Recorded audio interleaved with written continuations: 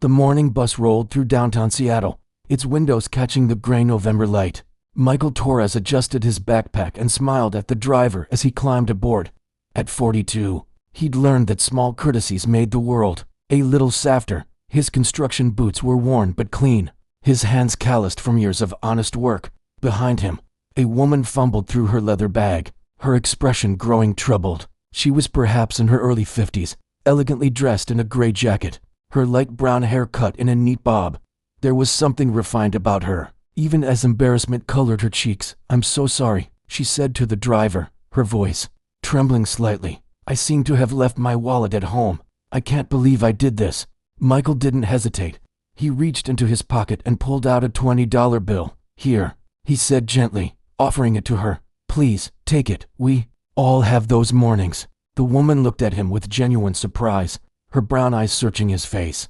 "I couldn't possibly," she began, but Michael was already pressing the bill into her hand. "It's just money," he said with a warm smile. "What matters is that you get where you need to go. Don't give it another thought." She accepted it with obvious reluctance, her fingers brushing his briefly. "Thank you," she whispered. "You have no idea how much this means to me, really." "It's nothing," Michael assured her as they both moved toward the back of the bus. "I'm Michael, by the way, Claire," she said softly. "Claire Bennett." They sat together in companionable silence for a moment before Claire spoke again. "You know, most people would have just looked away, pretended not to notice." Michael shrugged, gazing out the window at the city waking up. "My mother used to say that kindness costs us nothing, but it can mean everything to someone else, I guess."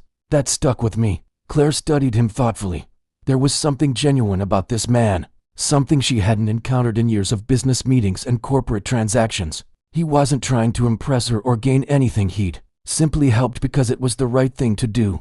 "What do you do, Michael?" she asked. "Construction," he said with pride. "I work on renovations mostly, old buildings, giving them new life.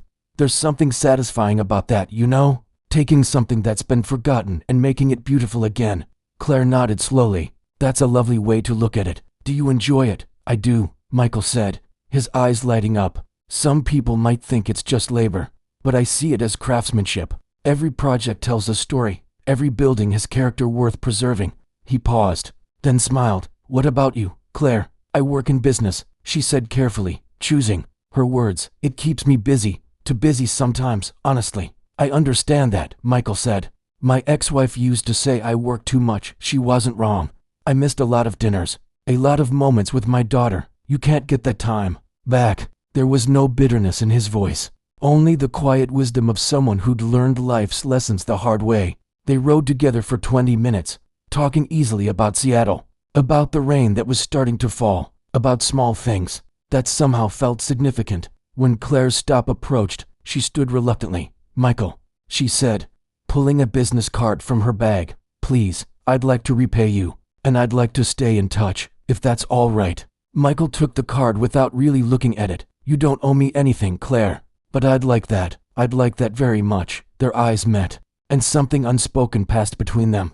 Claire smiled, really smiled, in a way she hadn't in years. 3 days later, Michael's phone rang as he was washing up after work. "Is this Michael Torres?" a professional voice asked. "Speaking," he said, drying his hands. "This is Jennifer from Bennett Industries.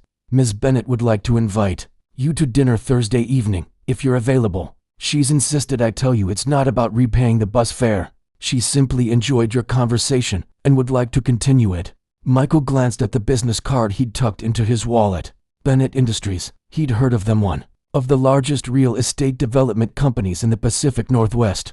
His heart skipped slightly. "Sure," he said, "I'd like that." Thursday evening found him in a restaurant far nicer than he was accustomed to, feeling self-conscious in his best shirt and jacket.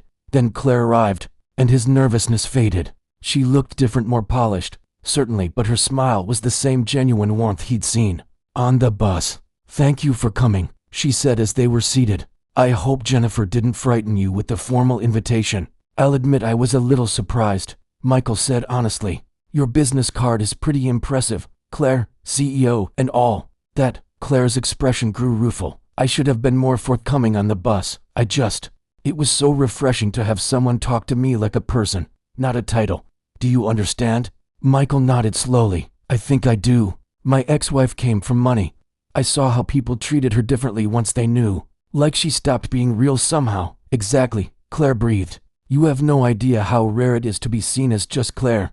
They talked through dinner, through dessert, through coffee. Claire told him about building her company from nothing, about the loneliness that came with success, about forgetting somewhere along the way what it felt like to connect with another person, without agendas or calculations. Michael shared his own story, his divorce, raising his teenage daughter Emma on his own, finding contentment in simpler things after years of chasing something he couldn't quite name. I don't have much, he admitted, but I have enough. That's a good place to be. Claire reached across the table, touching his hand gently. You have something I've been missing for a very long time. Michael, you have peace, you have kindness, you have yourself. Over the following weeks, they saw each other regularly. Claire showed up at his construction sites in jeans and boots, genuinely interested in the work he did. Michael met her daughter, who was home from college, and found himself welcomed with surprising warmth. Emma and Claire's daughter Madison hit it off immediately, laughing about their workaholic single parents finally finding someone who made them smile. One evening, as they walked through Pike Place Market, Claire stopped suddenly. I've fallen in love with you, she said simply. I didn't plan it. I didn't expect it. But there it is. Michael looked at her. This accomplished, brilliant woman who could have anyone, who'd chosen him. I fell in love with you on that bus, he admitted. Before I knew anything about Bennett Industries or corner offices, I fell in love with the woman who was embarrassed about forgetting her wallet, who said thank you like she meant it with her whole heart. That's exactly who I am, Claire whispered. I'd forgotten, but you reminded me. They stood there in the market as rain began to fall, holding each other while the city moved around them. Two people who'd found something precious in the simplest act of human kindness. A year later, at their small wedding, Michael would laugh and tell their guests, I gave her $20 on a bus. Best investment I ever made. And Claire would add, he gave me something worth far more than money. He gave me back myself. Sometimes the most extraordinary love stories begin in the most ordinary moments. Sometimes $20 on a city bus can change everything. Sometimes kindness is its own reward, and sometimes, if we're very lucky, it brings us exactly what we didn't know we were looking for.